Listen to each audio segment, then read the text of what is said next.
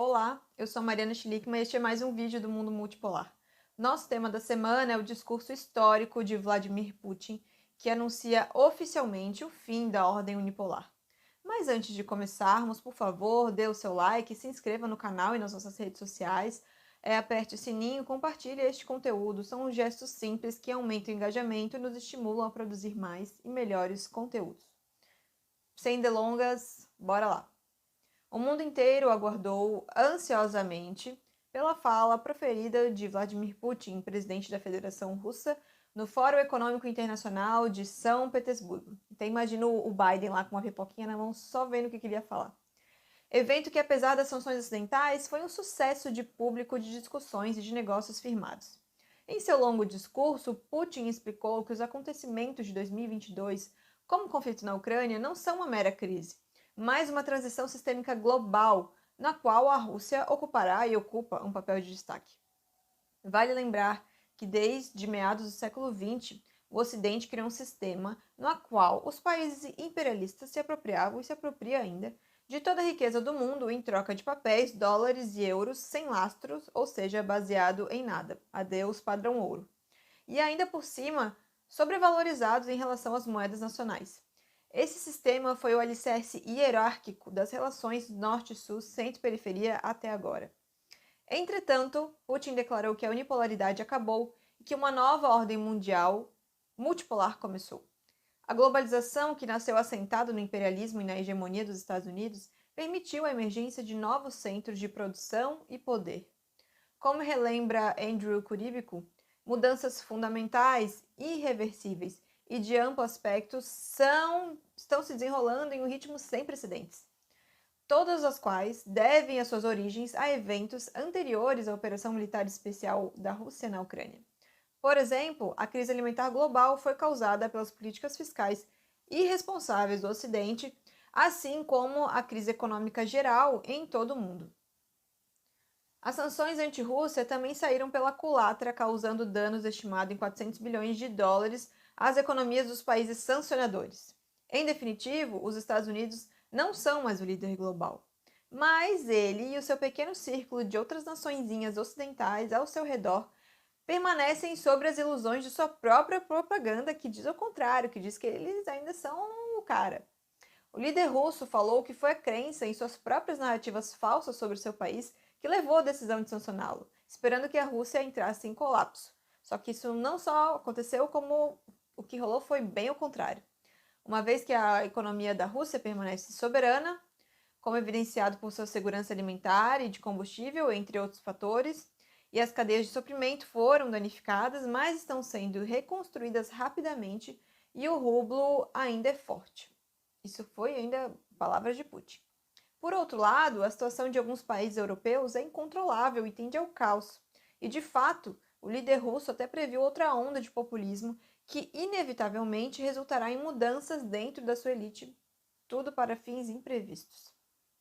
Nós nos perguntamos por quanto tempo os trabalhadores europeus suportarão a carestia e a perda de poder dos salários, tudo isso produzido pela União Europeia? O presidente Putin diz que a soberania é holística e não se limita a uma ou a várias esferas, como economia, sociedade e militar. Mesmo assim, a soberania econômica é crucial. E 5 princípios sustentam a sua estratégia futura: o compromisso de permanecer aberto, apoio total a todas as empresas privadas, políticas macroeconômicas e responsáveis equilibradas, justiça social e desenvolvimento de infraestrutura. A abertura assumirá a forma de cooperação com todos os parceiros interessados em igualdade de condições em todas as esferas, como a ênfase na criação de plataformas alternativas não ocidentais, falando especificamente do sistema de pagamentos fora do SWIFT e cadeias de suprimento. Com relação ao apoio às empresas privadas, o presidente Putin propôs drásticas reformas burocráticas e legais para esse fim. Ele também prometeu redobrar a ajuda do Estado às pequenas e médias empresas, especialmente nas regiões da Rússia. Além disso, ele se dirigiu diretamente aos líderes das grandes empresas e os lembrou da importância de suas companhias contribuírem para melhorar a vida do povo russo. O presidente Putin disse que fazer isso e construir um legado glorioso é mais importante do que os lucros. No terceiro princípio, ele mais uma vez condenou as políticas fiscais imprudentes do Ocidente e prometeu que a Rússia nunca as replicaria.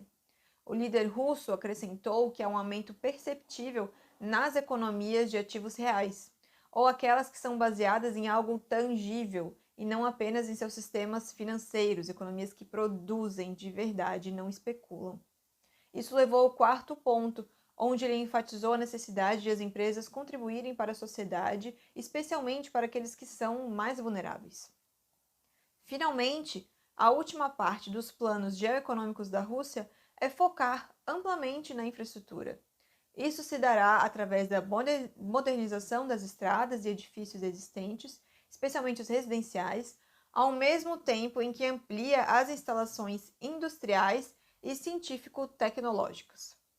A substituição de importações é boa, observou o presidente Putin, mas não é um fim em si mesmo. De modo geral, o discurso do líder russo pode ser interpretado como um desmascaramento abrangente das narrativas de guerra de informação do Ocidente sobre o país. Ali ele rebateu mentirinha por mentirinha. Longe de desmoronar em uma bagunça empobrecida, a Rússia sobreviveu ao ataque de sanções contra ela para se tornar mais forte e mais soberana do que nunca. Está agora indiscutivelmente entre os líderes da transação sistêmica global em andamento para a multipolaridade e deu um exemplo para outros estados soberanos, fortes, poderosos, que moldarão a ordem futura. Assim, apenas países soberanos e capazes de fugir da armadilha da dívida, dos sistemas financeiros ocidentais, de se desenvolver tecnologicamente e possuir controle sobre sua moeda, poderão fazer com que a riqueza gerada seja colocada a serviço da população, e não apenas dos gordos cientistas ocidentais. Muito diferente da nossa realidade, infelizmente. Porém, contudo, entretanto, para nossa sorte, ele intenciona colocar o BRICS no centro dessa transformação. E aí tudo muda, tudo pode mudar. E bom, o Brasil também pode mudar. E essa é a nossa esperança, né? É isso. Agradecemos que vocês tenham permanecido com a gente até aqui e nos encontramos na próxima semana. Tchau!